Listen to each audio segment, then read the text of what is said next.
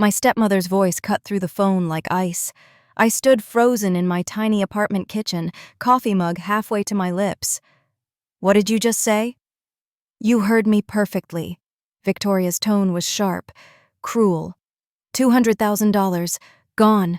Ashley needed it for her startup. She's building something meaningful with her life.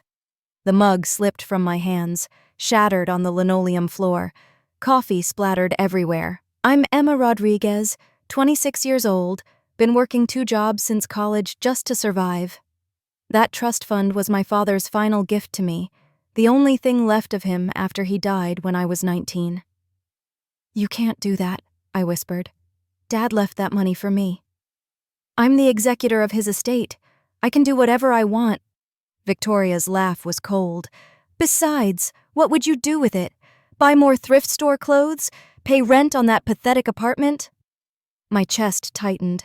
7 years I'd been waiting. 7 years of struggling, knowing that money would help me start over. Maybe go back to school. Maybe finally breathe. "Ashley graduated from Harvard Business School," Victoria continued. "She has vision, purpose. You're just a waitress who never amounted to anything." The line went dead. I stared at my phone, hands shaking, the coffee spreading across the floor like blood. This couldn't be happening. I called my father's lawyer immediately. James Morrison had handled Dad's affairs for 20 years. He'd know what to do. "Emma?" His voice was warm, familiar.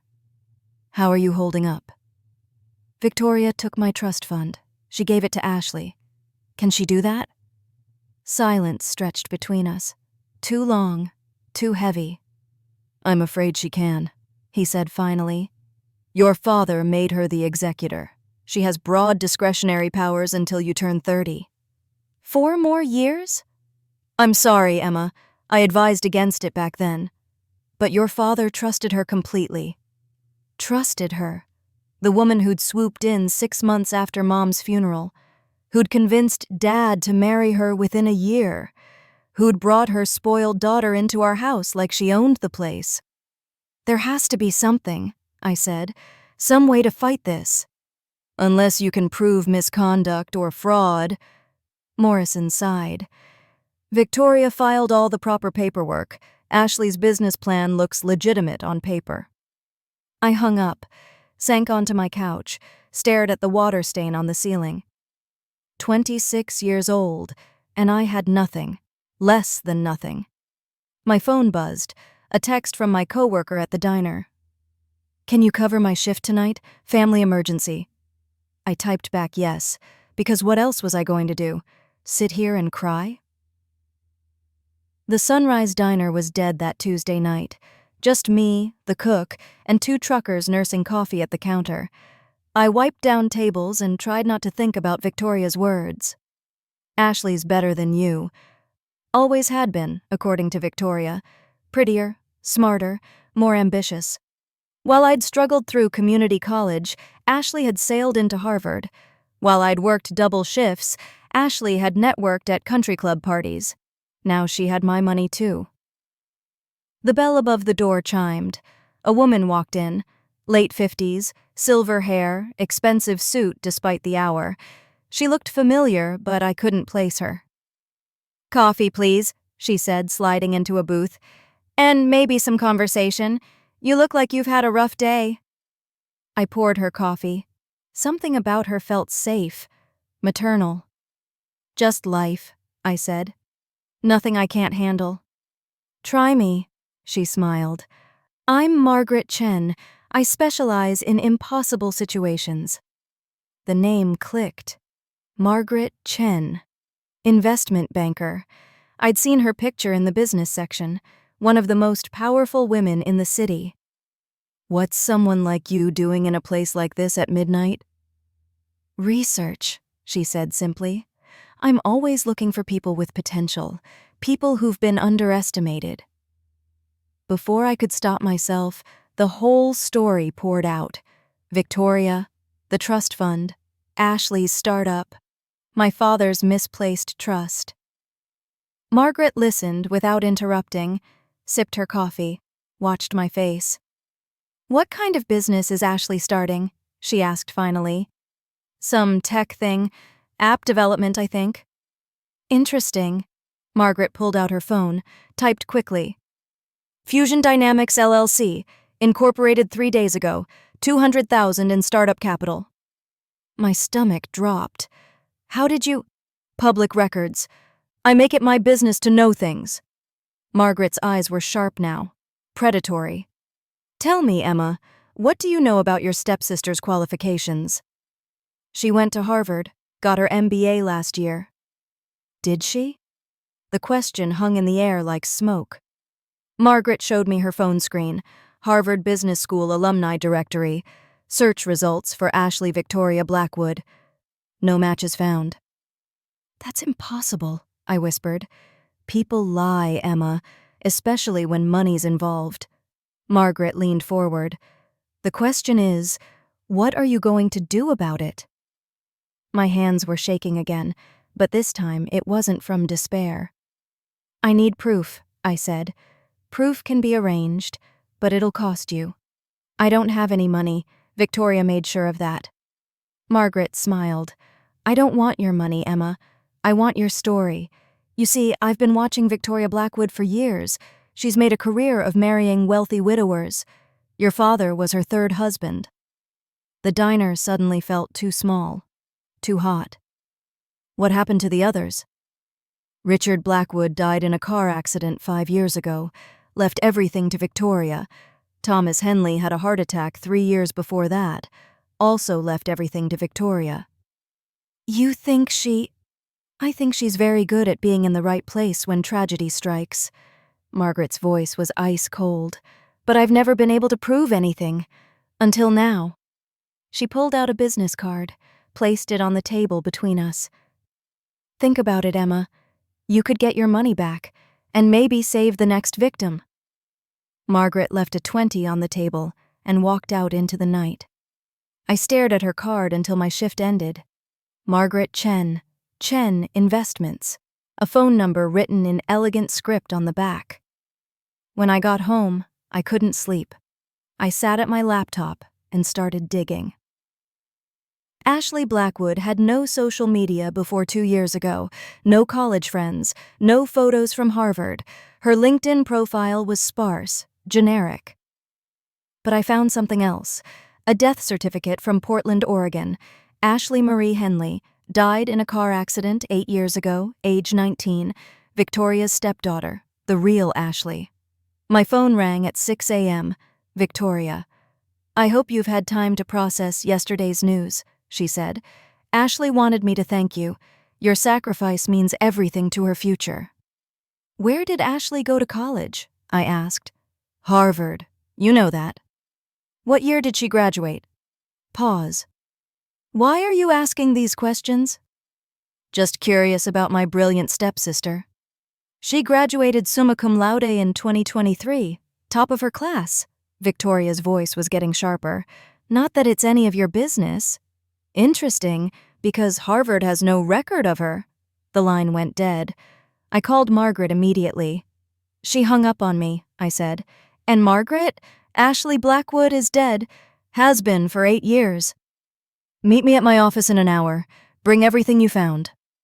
Margaret's office was on the 40th floor of a glass tower downtown. Floor-to-ceiling windows overlooked the city. Her desk was mahogany, probably cost more than I made in a year.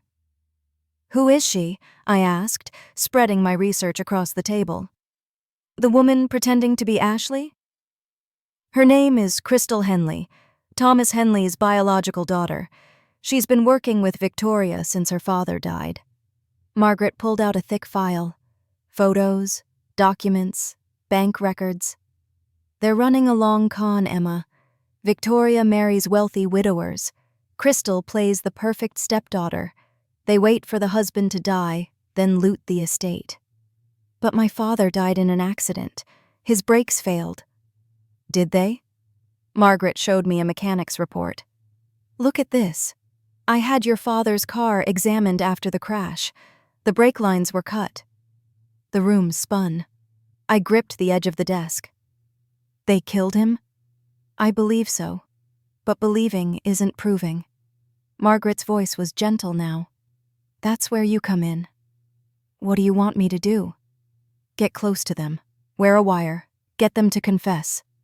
They'll never trust me. Not after this morning. They will if you apologize. Tell them you understand now, that Ashley deserves the money more than you do. Margaret leaned forward. Can you do that, Emma? Can you lie to your father's killers? I thought about Dad, his laugh, the way he'd read me bedtime stories even when I was too old for them, how he'd worked 2 jobs to pay for Mom's cancer treatments. Yes, I said. I can do that.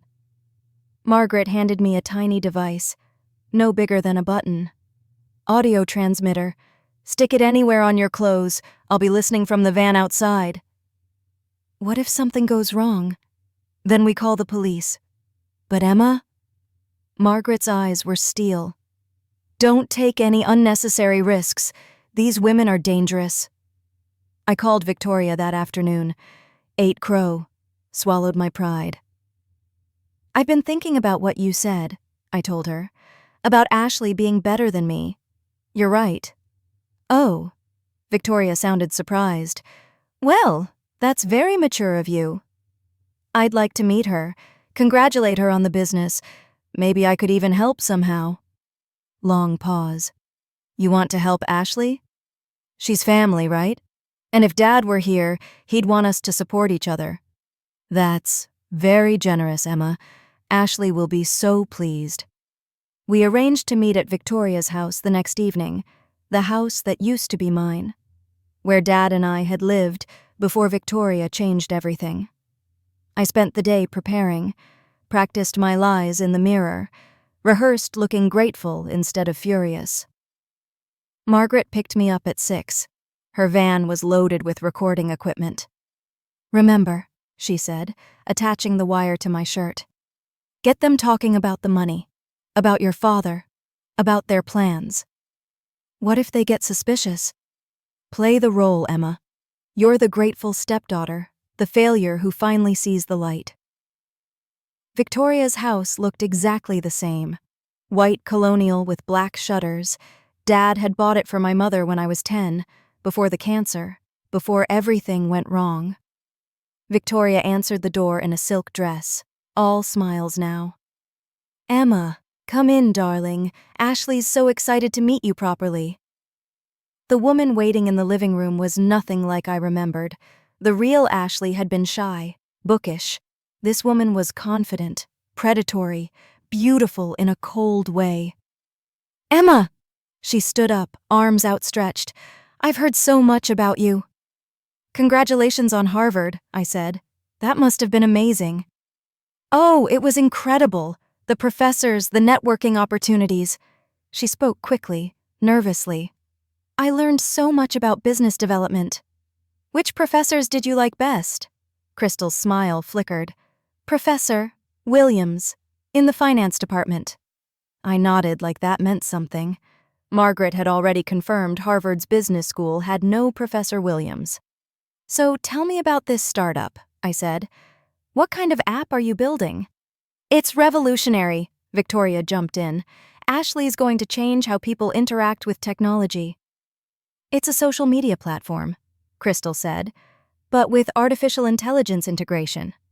Wow, that sounds expensive to develop. That's why your father's money is so important, Victoria said. Ashley needs every penny to make this work. Dad would be so proud, I said. He always wanted to invest in the future. Victoria's expression softened. He was a good man, Emma. He just wanted what was best for everyone. It's such a shame about the accident, I continued. Those brake failures are so random. Yes, Victoria said quickly. So unexpected.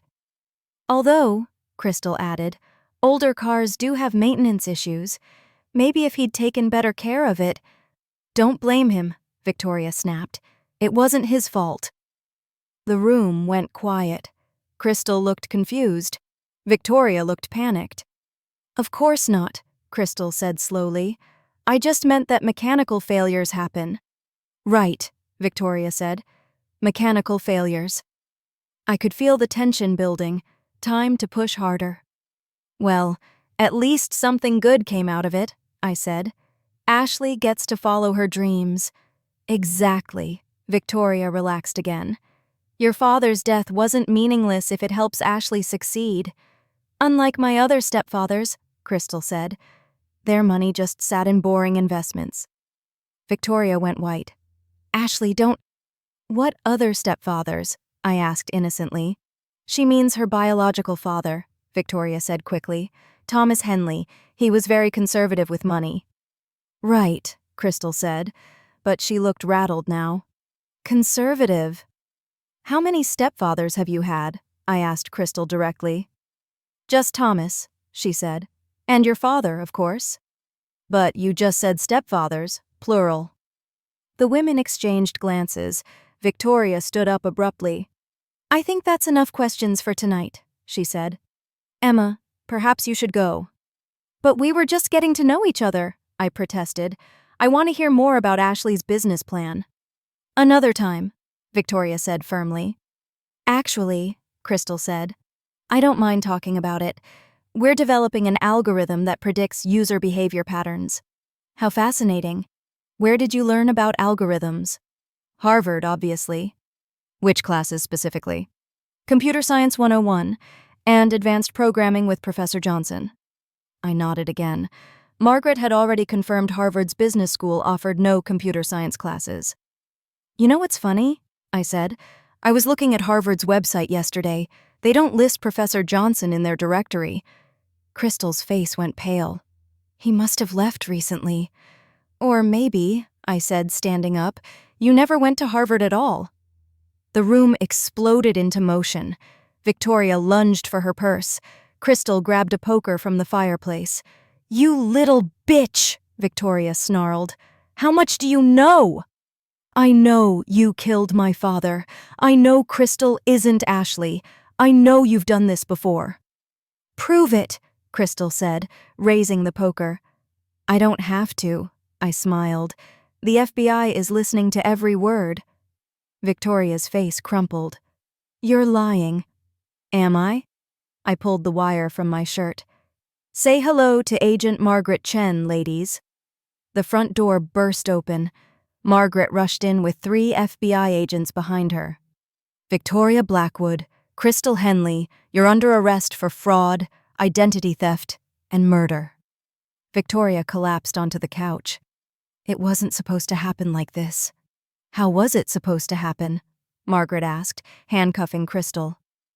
We just needed the money, Victoria whispered. I never meant for anyone to get hurt. Tell that to Richard Blackwood, Thomas Henley, Emma's father. They were all going to die anyway, Crystal said bitterly. We just helped them along.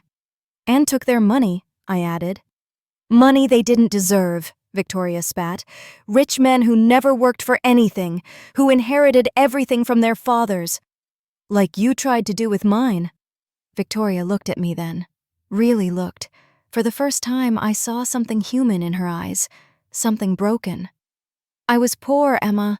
So poor I ate garbage to survive. When I met your father, I thought I'd finally found safety. But then I realized he'd leave everything to you. And I'd be poor again. So you killed him. I hired someone to cut the brakes. I thought it would look like an accident. Victoria started crying. I never wanted to hurt you. You're just a kid. I'm 26 years old, and I'm not a kid anymore. Margaret read them their rights, led them away in handcuffs. The house fell silent. I stood in the living room where I'd opened Christmas presents as a child, where Dad had taught me to play chess, where he'd told me he was marrying Victoria. If only he'd known, I whispered. He loved you, Emma, Margaret said gently. That's what matters. What happens now? Victoria's assets get frozen. You'll get your trust fund back, plus damages. And there's something else. Margaret handed me a document. Victoria had life insurance policies on all 3 husbands, $2 million each. Since the deaths were murders, the policies are void. The money goes to the victims' families. $6 million? Your share is $2 million, plus the $200,000 from your trust fund. I sank into Dad's old armchair. The numbers felt impossible. What about the other families? Richard Blackwood's sister will get his share. Thomas Henley's parents get his. They've been fighting Victoria in court for years. Good. They deserve justice too. Margaret sat across from me. There's one more thing, Emma. I wasn't entirely honest with you. What do you mean? I'm not just an investment banker. I work with the FBI, Financial Crimes Division. We've been tracking Victoria for 3 years. You used me. Yes, but I also saved you, and now 3 families will get closure. I thought about that, about justice, about Dad. I'm glad you used me, I said finally. Victoria needed to be stopped. What will you do now? I looked around the house. My house now, technically, but it didn't feel like home anymore. Too many ghosts, too many lies. Sell this place. Go back to school maybe. Start over. You could do anything with that money. I could. But first, I want to do something for Dad. 6 months later, I stood in front of a gleaming new building, the Rodriguez Center for Financial Literacy, a place where people could learn to protect themselves from predators like Victoria. Margaret stood beside me at the ribbon-cutting ceremony. Your father would be proud, she said. I hope so. I looked up at his name carved in stone above the entrance. He always said money wasn't important. People were. Smart man. The smartest. He just trusted the wrong person. We all do sometimes. The trick is learning from it. I cut the ribbon. Cameras flashed. People applauded. Later, I drove to the cemetery, sat by Dad's grave with a bouquet of daisies, his favorite flowers. Victoria got life in prison, I told him. Crystal got 25 years. They'll never hurt anyone again. The wind rustled through the trees, peaceful, quiet. I miss you, Dad, every day. But I'm okay now. Better than okay. I placed the flowers on his headstone, traced his name with my finger. I'm not just a waitress anymore. I'm not just surviving. I'm living. A young couple walked past, holding hands, visiting their own loved one. Life going on. I love you, Dad. Thank you for the trust fund, but mostly, thank you for teaching me to fight for what's right. I stood up, brushed dirt off my knees, walked back to my car. In the distance, the Rodriguez Center caught the afternoon sunlight, a place where Dad's memory would help protect other families, other daughters. Victoria had been wrong about one thing. I was better than she thought. I was my father's daughter. And that was enough.